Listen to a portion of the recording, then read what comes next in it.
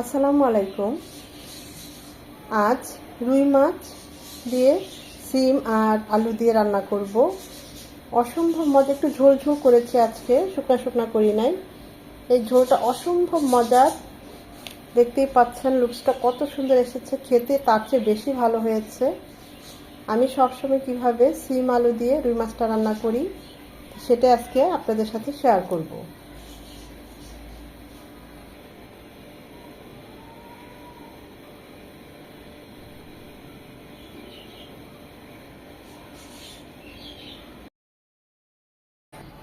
রুই মাছটা ভাজার জন্য প্যানে দিয়ে দিচ্ছি সয়াবিন তেল।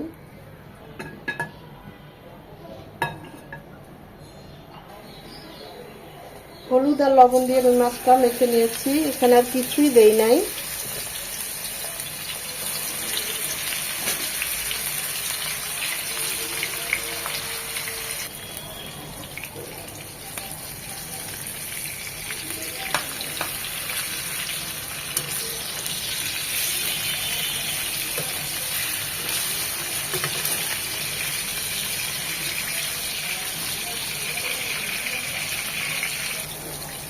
রুই মাছটা বেশ বড়, তাই একটু লালচে করে ভেজে নিলাম।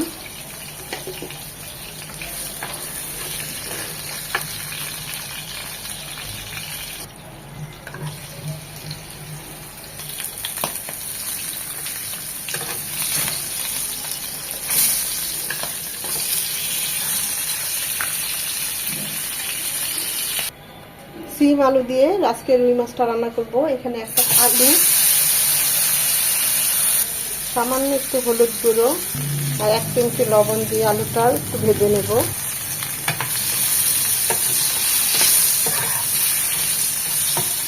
একদম কড়া করে না, ঠিক মাছের মতো হালকা একটু লাল লাল হয়ে এলেই 4 থেকে 5 মিনিট, মোট কথা আলুটা 30 থেকে 40% কুক হয়ে যাবে এই ভাজাতেই। আলুটা বেশ বড়, তাই একটা আলু এভাবে নিয়েছি।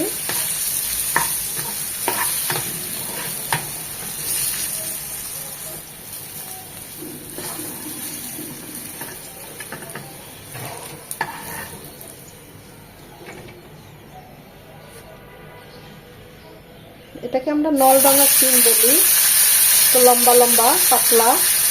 এই সিমটা তরকারি রান্না করে খেলে অনেক মজা, বেশ লম্বা লম্বা হয় আর একদম পাতলা, খেতে খুবই সুস্বাদু। তো দেখতে এরকম। এখন কে কি নামে বলে, আমাদের এখানে একটা নলডাঙ্গা সিম বলে এটাকে, নলের মতো লম্বা লম্বা। জাস্ট 1 থেকে 2 মিনিট সিমটাও তেলে একটু হালকা করে ভেজে নেব। এখানে লবণ হলুদ কিছুই দেব না।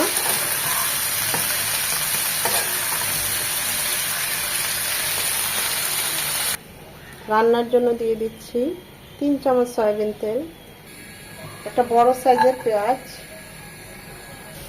পেঁয়াজটা নরম হয়ে এলে 1 চামচ আদা রসুনের পেস্ট, এটাকে 1 মিনিট ভেজে নেব যেন আদার ঝাঁঝালো গন্ধটা চলে যায়।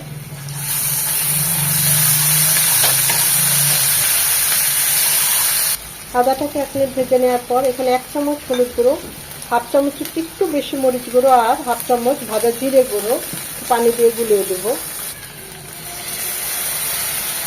গুঁড়ো মশলা একটু পানি দিয়ে গুলিয়ে দিলে বাটা মশলার ফ্লেভার টেস্ট দুটোই আসে। এছাড়া মশলাগুলো পুড়বেও না, কষানোটাও খুব ভালো হবে।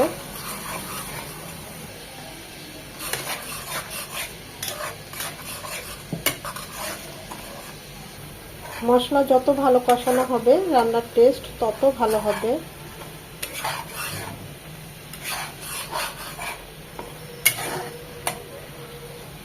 দিয়ে দেব আলু, টমেটো, সিম, সাথে টমেটো। মশলার সাথে ভালোভাবে নেড়েচেড়ে মিশিয়ে নেব। 2 থেকে 3 মিনিট মশলার সাথে সিম আলু টমেটো কষিয়ে নেব যেন টমেটোর কাঁচা ভাবটা চলে যায়।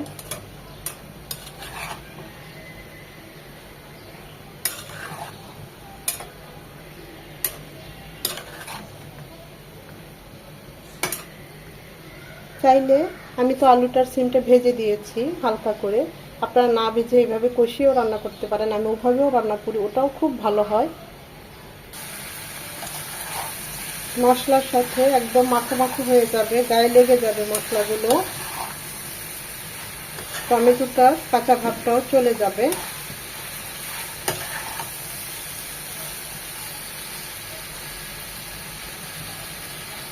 এই পর্যায়ে দিয়ে দিব ফুটানো পানি। যে যেমন গ্রেভি পছন্দ করেন ওই অনুযায়ী পানিটা দিবেন। আমি একটু ঝোল ঝোল রাখবো, তাই আমি 1.5 কাপ পানি দিলাম।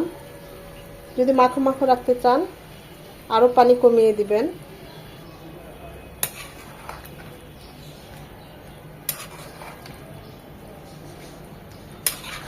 এটা এখন ফুটে আসা পর্যন্ত অপেক্ষা করব।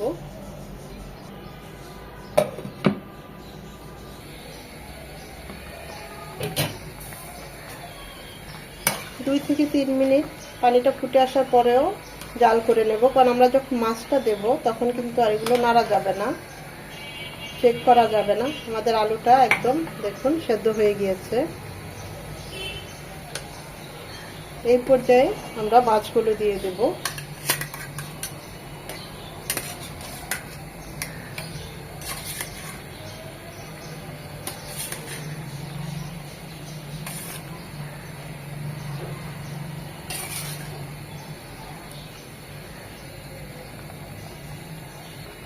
ঝালের জন্য 3টা কাঁচামরিচ মাঝখানে কেটে দিয়েছি। সিমের তরকারি একটু ঝাল ঝাল হলেই ভালো লাগে। স্বাদ মতো লবণ, ঝাল আর লবণের পরিমাণ বলছি না, যে যেমন পছন্দ করেন ওই অনুযায়ী দিবেন। এখন এটা রান্না হবে মিনিমাম 8 থেকে 10 মিনিট। মাঝখানে অবশ্যই আরেকবার নেড়ে দিতে হবে। ঝোলের মধ্যে যেহেতু ডুবে আছে মাছগুলো, তাই আর নেড়ে দিলাম না। এটা হবে আরো 4 থেকে 5 মিনিট। নামানোর 2 থেকে 3 মিনিট আগে দিয়ে দিচ্ছি ভাজা জিরে গুঁড়ো। এটা দিয়ে 2 থেকে 3 মিনিট ঢেকে রাখবো, এই ফ্লেভারটা যেন আমাদের তরকারিতে মিশে যায়।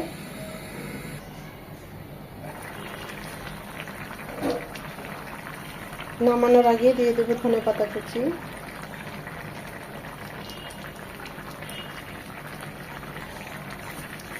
সিম আলু দিয়ে রুই মাছ রান্নাটা আমাদের একদম রেডি। আমি এখন চুলাটা অফ করে দেব।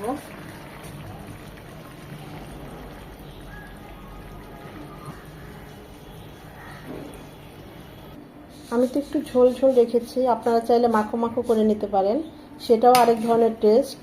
আবার এই ঝোল ঝোলটাও এক ধরনের টেস্ট। অসম্ভব ভালো হয়েছে, মাশাআল্লাহ, কত সুন্দর কালার চলে এসেছে, দেখতেই পাচ্ছেন। এই ঝোলটা এরকম পাতলাই হবে।